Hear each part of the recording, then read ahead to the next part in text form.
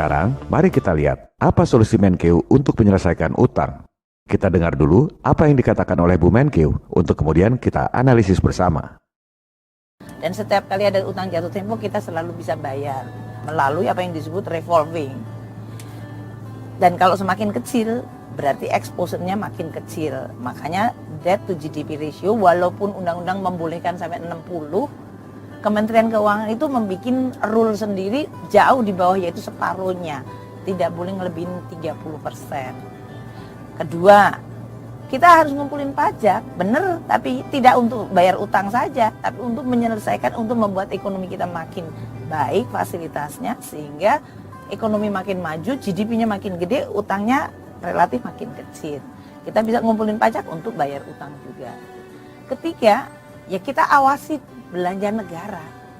Kalau kita membelanjakan 2.200 triliun, tapi dia tidak menjadi apa-apa, apakah itu sekolah, kesehatan, apakah itu infrastruktur, apakah itu untuk kemiskinan, kita harus sebagai netizen, saya kepengen, ya netizen itu, mari sama-sama saya, kita melototin 2.200 itu, kita cari itu di mana dia.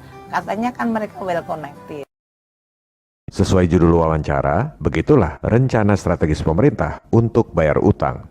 Semua yang dikatakan Bu Menkeu itu betul, sesuai teori-teori yang diajarkan oleh Nekolim. Jadi, kalau ini ujian kuliah, nilainya excellent, highest distinction. Bahasa Yunaninya summa cum laude. Untuk materi kuliah, ajaran Nekolim. Tapi, kecerdasan itu bukan tahu segala hal tanpa mempertanyakan, melainkan justru mempertanyakan segala hal yang kita pikir kita tahu. Doktrin pendidikan global ini hanya mencetak sarjana, termasuk para dokter, profesor, pakar yang hampir semuanya cuma pinter textbook, sesuai teori yang diajarkan oleh otoritas global. Nggak ada yang mempertanyakan sistem untuk mencari kebenaran. You want answers! I want the truth! You can't handle the truth! Sekarang kita gali kebenaran atau ketidakbenaran solusi pembayaran utang yang disampaikan oleh Bu Menkeu tadi. Pertama, bahwa utang kita itu masih aman. Ini aman buat siapa? Aman buat rakyat atau aman buat para elit asing, si pemberi utang? Soalnya tadi disebut aman karena selalu bisa bayar utang saat jatuh tempo. Itu adalah idaman elit global. Bagi mereka, paling ideal kalau ada pejabat di pemerintahan yang bisa memastikan bayar utang tepat waktu. Kemudian disebut soal revolving. Ada banyak model revolving credit facility. Yang paling sederhana, model kartu kredit. Dikasih plafon utang, bisa ditarik atau digunakan kapan aja, selama nggak mentok plafon. Yang penting bayar bulanan. Nah, kalau fasilitas seperti ini digunakan buat bayar utang, namanya gali lubang tutup lubang. Atau model lain lagi, dari revolving credit. Misalnya, rakyat dikasih kredit 100 juta rupiah. Tiap bulan cuma bayar bunganya doang, katakan sejuta. Setelah 12 bulan, dilunasi yang 100 juta, langsung diperpanjang, kasih kredit lagi 100 juta. Jadi cuma plus-plus doang. Itu adalah idaman para pengusaha kurang modal. Utang terus-terusan. Pengusaha yang punya modal pasti nggak mau. Sama juga kerja buat bank. Bayar bunga, taruhlah 12%. Emang laba bersihnya berapa? Udah kegerus buat bank. Apalagi revolving, perpanjang utang terus. Cuma kerja buat para bankir. Mending saya dagang rokok aja, Pak.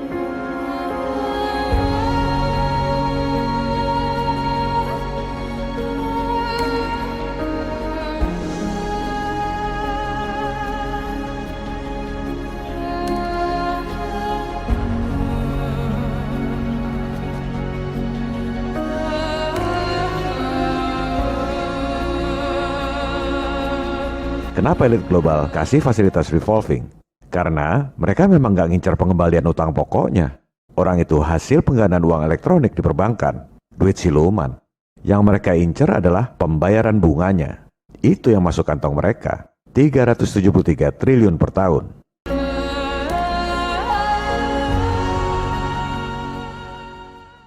Kemudian, aman karena rasio GDP atau PDB. Nah, ini sesuai dengan judul episode kita. Itulah alasan yang diajarkan oleh Nekolim lewat teori-teori di sekolah. Katanya kalau ngomong harus pakai data. Oke, sekarang kita, rakyat jelata, tukang beca dan tukang sayur, kasih bukti data yang tak terbantahkan bahwa rasio GDP adalah alasan palsu supaya kita utang terus. Kita lihat data publik. GDP per kapita Indonesia $4.135. Artinya apa? Kita kurskan dulu, asumsi 14.200 sama dengan 58,7 juta rupiah per tahun. Kita bagi 12. Jadi, berdasarkan data resmi, pendapatan penduduk di Indonesia itu rata-rata 4,8 juta rupiah per penduduk per bulan. Tapi kan di rumah itu nggak semua orang kerja. Taruhlah yang kerja suami, punya 2 istri dan 1 anak. Kebalik, punya 1 istri dan 2 anak. Berarti dianggap pendapatannya 19,5 juta rupiah per bulan per keluarga. Coba lihat saudara-saudara kita di Papua. Apa pendapatannya 19,5 juta rupiah per bulan per keluarga? Atau saudara-saudara kita di NTT, apakah pendapatannya 19,5 juta rupiah per bulan per keluarga?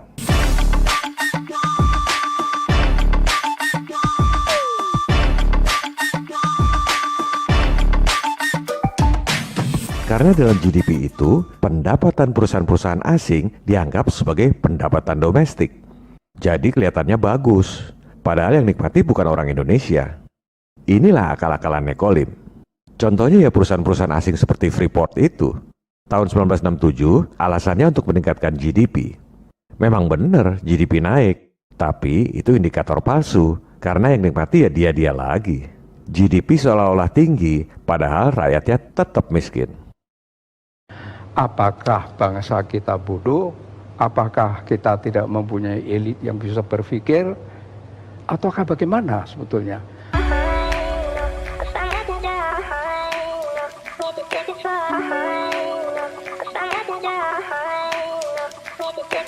Bahwa Indonesia itu memang direkayasa, memang di-engineer oleh kekuatan asing untuk menjadi terpuruk, untuk menjadi bangkrut. Sejak tahun 1967, bulan November 1967 diadakan konferensi di Jenewa, diprakarsai dan dibiayai oleh Time Life Corporation. Di sana delegasi Indonesia dipimpin oleh Pak Sultan Hamengkubuwono ke-9 dan Pak Adam Malik. Mereka adalah pimpinan yang tertinggi untuk kalau tidak mereka tidak mau bicara. Tetapi di bawahnya itu kan tim ekonomi, karena yang dibicarakan ekonomi itu lengkap sekali. Yeah. Wijoyo Didi Sastro, Muhammad Sabti, Subroto, Emisal, semuanya lengkap dan sudah menteri semua. Tetapi counterpartnya tidak ada menterinya. Counterpartnya itu Bank Dunia, IMF, Bank Pembangunan Asia, dan pengusaha-pengusaha besar raksasa di bawah pimpinan David Rockefeller.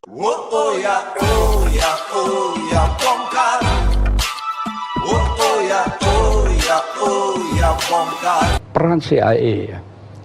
CIA mempunyai salah satu pemimpin wanita yang namanya, atau eksekutif wanita yang namanya Claudia Martin.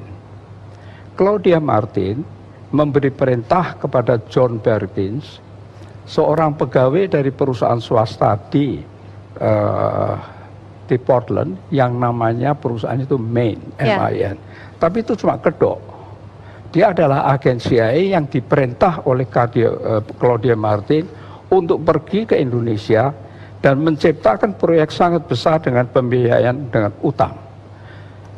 Berikan justification atau pembenaran bahwa proyek itu sangat penting.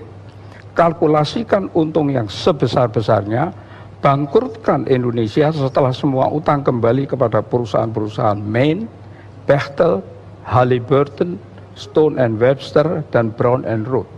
Katakan bahwa proyek ini akan meningkatkan PDB tanpa peduli siapa yang menikmati. Katakan juga bahwa PDB bisa naik oleh satu proyek saja yang besar. Oleh karena definisinya memang demikian. Berikutnya, solusi dari Bu Menkeu adalah pajak. Ini yang dari awal kita bicarakan. Rakyat disuruh kerja keras, dipajaki tinggi buat bayar utang pada para bankir asing yang kaya raya. Padahal sebenarnya tanpa utang pun kita mampu biaya pembangunan. Kita jangan ngomong rasio-rasio GDP palsu itu. Kita lihat aja angka nominalnya. APBN 2021 bayar bunga utang 373 triliun rupiah per tahun. Siapa yang mau bayar?